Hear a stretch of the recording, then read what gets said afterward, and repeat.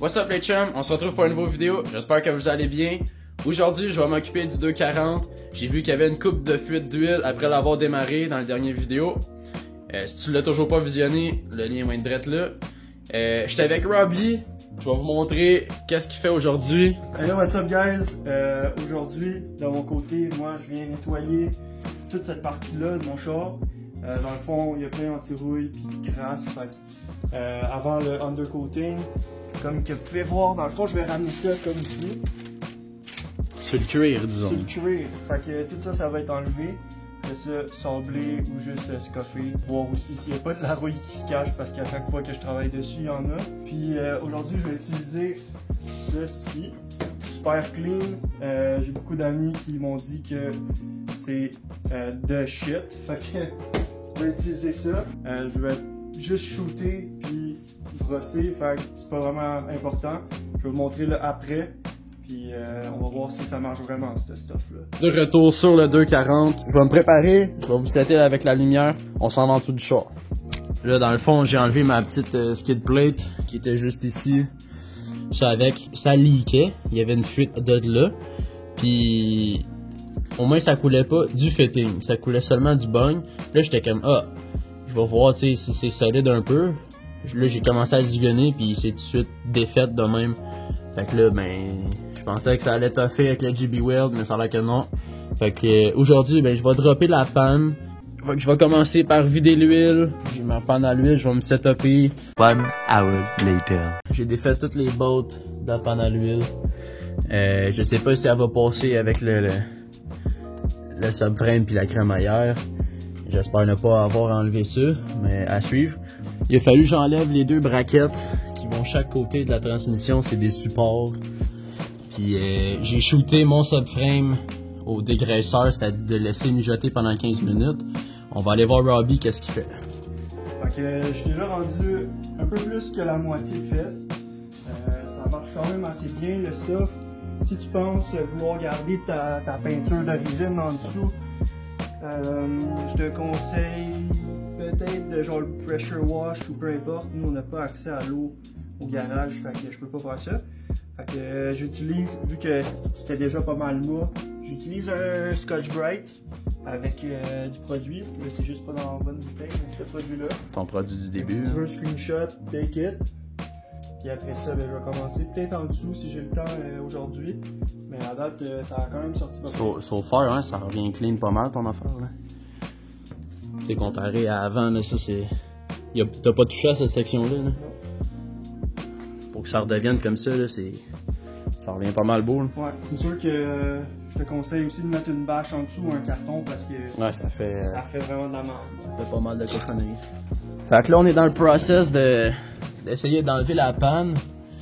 Là, j'ai jacké un peu le moteur avec le bell housing de la transmission. Je vais avoir le pick-up ici, là, le oil pick-up à défaire, c'est 2,12 mm.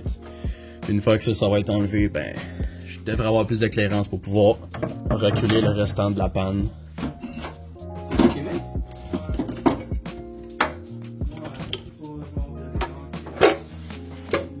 The next day. J'ai mon bung AN10, il est soudé. Ça fait pas mal une pop-et job. Ça va être pas mal mieux que coller dans le GB Weld, mettons. Souder barre en barre dans la panne aussi, là. Je vais utiliser un scellant pour la panne, pour faire mon gasket. Le Ultra Black de Permatex. C'est du haute température, c'est ce que ça prend pour faire un joint, surtout pour une panne à l'huile parce que ça vient quand même chaud. Puis avant de faire ça, dans le fond, je vais mettre un petit fond d'huile dedans, juste pour être sûr que ça aille chercher là, dans toutes les baffles à l'intérieur, voir s'il n'y aurait pas des particles, des cochonneries que le brake clean ne peut pas aller chercher. Fait que je vais faire ça.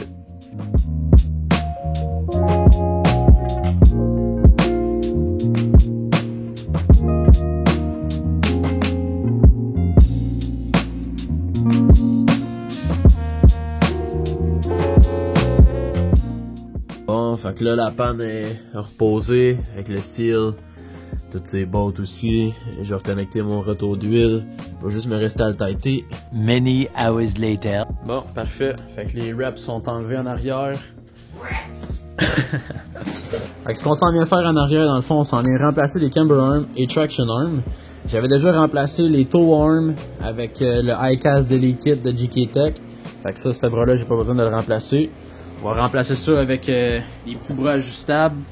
Ça, c'est les traction arms P2M. Puis ça, c'est les camber arms. Aucune idée de la marque, pour vrai, faudrait que je check, là.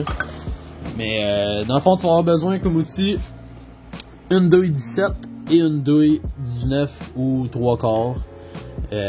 C'est exactement la même chose. Une clé 19 aussi, ou 17, c'est comme ton choix. Moi, je prends le adjustable wrench. Un ratchet. Je l'ai. Le cliquet. C'est quoi ça, le cliquet? Le cliquet. Le cliquet. Quel cliquet? Pas le criquet. Le cliquet. Le cliquet, câlisse. La matante là, qu'on met au bout de la chose là, pour enlever la gogosse qui fait chic. Qu'est-ce que c'est, cacique? Le ratchet, tabarnak! Un gros ratchet. Le petit ratchet, ça dépend de comment t'es outillé. Puis le ratchet électrique, ben ça des fois c'est très pratique. WD-40, très important. WD-40, surtout sur un vieux crachoir des années 1920. Là. Ça va être du time-lapse pour vous autres.